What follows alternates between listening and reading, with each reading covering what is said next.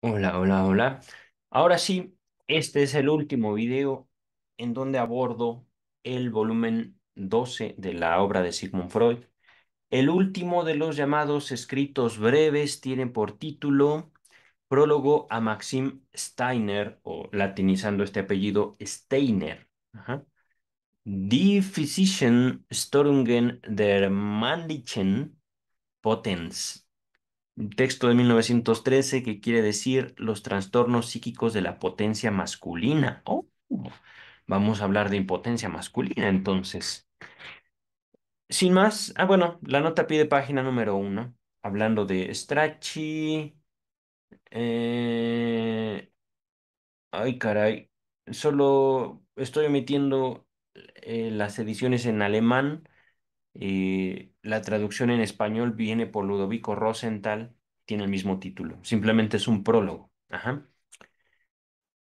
Yendo directo a Freud, dice el autor de esta breve monografía que trata de la patología y la terapia de la impotencia psíquica del varón, pertenece a aquel pequeño grupo de médicos que reconocieron muy tempranamente la significación, es decir, la importancia del psicoanálisis para su especialidad, y desde entonces nunca dejaron de perfeccionarse en su teoría y su técnica. Sabemos, en efecto, que sólo una pequeña parte de las afecciones neuróticas a las que hemos discernido nosotros como consecuencia de una perturbación de la función sexual son tratadas en la neuropatología misma, es decir, la gran mayoría quedan fuera de la neuropatología, de las enfermedades neurológicas. Ajá. Continúa el texto. La mayoría de ellas se incluyen entre las enfermedades del órgano respectivo afectado por la perturbación neurótica. Es decir, en tiempos de Freud, la medicina tomaba la impotencia masculina como una manifestación de la histeria. Continúa el texto.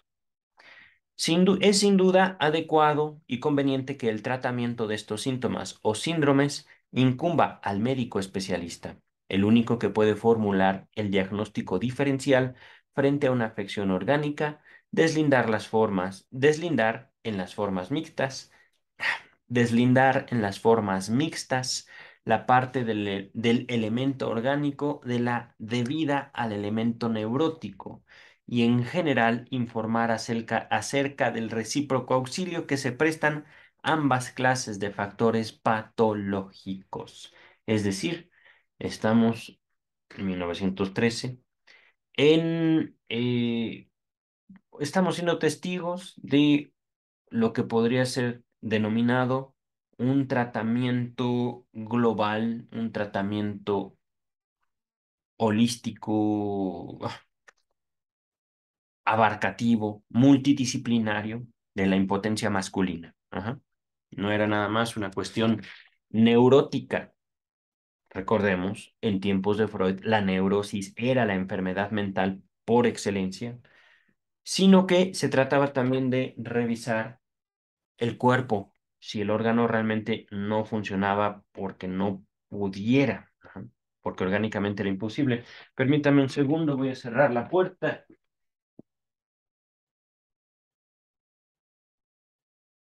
Ahí está. Y luego se meten los gatitos. Entonces, continuamos con el texto. Déjenme ver, ¿se está grabando? Sí. Continúa el texto. Sin embargo, las enfermedades, a ver, me quedé ahí. El diagnóstico diferencial, ok, sí. Sin embargo, las enfermedades nerviosas, entre comillas, de órgano, no deben ser relegadas como un mero apéndice de las enfermedades materiales de esos mismos órganos, por su frecuencia y su importancia práctica. Ellas en modo alguno lo merecen, y por eso es preciso que el especialista lo sea en estómago, corazón o aparato urogenital. Pueda aplicar, además de sus conocimientos específicos y de medicina general, los puntos de vista, intelecciones y técnicas del neurólogo.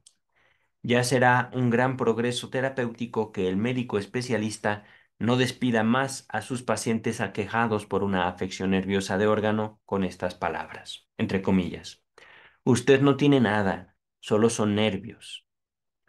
O con esta continuación que no mejora mucho las cosas, otra vez entre comillas. Vea usted al neurólogo que le ordene una cura leve de agua fría. ¡Auch! ¡Qué feo! Es que parece más lícito, continúa Freud, exigirle al especialista en órganos que comprenda las perturbaciones nerviosas de su campo y sea capaz de tratarlas, que pedirle a al neurólogo que se convierta en un especialista universal para todos los órganos en que las neurosis crean síntomas, básicamente en cualquier parte del cuerpo. Esto es un comentario mío. Continúa el texto. Cabe prever, según esto, que solo las neurosis con síntomas esencialmente psíquicos han de permanecer en el dominio del neurólogo. Esperemos que no esté lejos el tiempo en que se vuelva universal la intelección de que no es posible comprender ninguna perturbación nerviosa, ni tratarla si no se recurre a los puntos de vista del psicoanálisis y a menudo también a su técnica. Bueno, doctor Freud, la neurosis desapareció de los manuales de diagnóstico médicos, psiquiátricos, más o menos en 1950 más o menos. La fecha puede variar, pero para 1960, 1970 ya no había neurosis en el diccionario. Lo siento. Continuamos con el texto. ¿Esto que decimos acaso suene hoy exagerado? Repito, ¿esto que decimos acaso suene hoy a exageración arrogante? Me atrevo a predecir que está destinado a convertirse en un lugar común. Ahora bien, el autor de este libro tendrá siempre el mérito de no haber esperado que llegue ese tiempo para introducir al psicoanálisis en la terapia de las afecciones nerviosas de su campo especial. Bueno, doctor Freud, aquí temo decir que ciertamente el texto me refleja un panorama histórico, es decir, usted nos habló de su tiempo y los tiempos han cambiado mucho. Si bien así como le digo, ya no existe neurosis, ustedes mismos, los que me escuchan, las que me escuchan, pueden comprobarlo yendo a los manuales gratuitos de sociedades en todo el mundo, sociedades médicas. Ya ninguna contempla la neurosis como un cuadro clínico. Ajá. Mm, y por supuesto, el tratamiento psicológico padece, no por el psicoanálisis, no por la obra del doctor Freud, tampoco por tantas y tantas y tantas teorías que se ha tratado de hacer, digamos, de la ciencia psicológica una democracia, donde ya no hay verdades, no hay verdad, no hay técnica, no hay objeto de estudio. Ciertamente es algo triste, una especie de democratización de la ciencia. Y por supuesto, en esta lucha de conocimientos en las cuales puede ser que el doctor no haya entrado, el doctor Freud, pero sí entraron muchos de los psicoanalistas que vinieron después de él. Fundaron y fundaron nuevas escuelas, doctor Freud. Y se le recuerda a usted como una de las figuras históricas, uno de los sujetos que se atrevió a decir algo al respecto de la ciencia de su época. Hay mucho, mucho que decir al respecto de el valor de la obra del doctor Freud. Me temo que no es el momento, no es el lugar. Estoy aquí para compartirles el texto del doctor Freud y en este caso es un texto que me ha puesto un poco triste. Una declaración orgullosa, dice Freud, haber hecho. El tiempo lo ha marcado como desafortunada.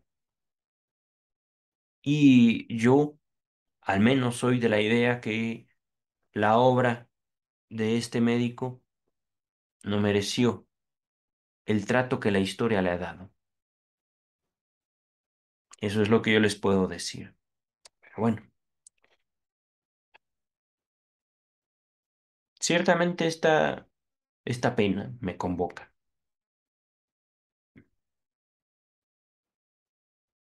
Pero ya veré qué hago yo con esta convocación, con esta convocatoria. Por el momento, guardo silencio y les digo, hemos terminado el volumen 12 de la obra del doctor Freud. Originalmente son 24 volúmenes, pero el volumen 24 es un índice temático, si mal no recuerdo. Entonces ya vamos más allá de la mitad de toda la obra de uno de los más grandes pensadores en la historia de la humanidad. Ahí sí no me quedo corto. Pero tan vasta su obra como malentendida a lo largo de la historia. Hay mucho, mucho, mucho que decir de la obra del doctor Freud, que ciertamente yo aplaudo. Pero por el momento, basta. Nos vemos en el siguiente video para iniciar Tótem y Tabú. Gracias, doctor Freud, y hasta pronto.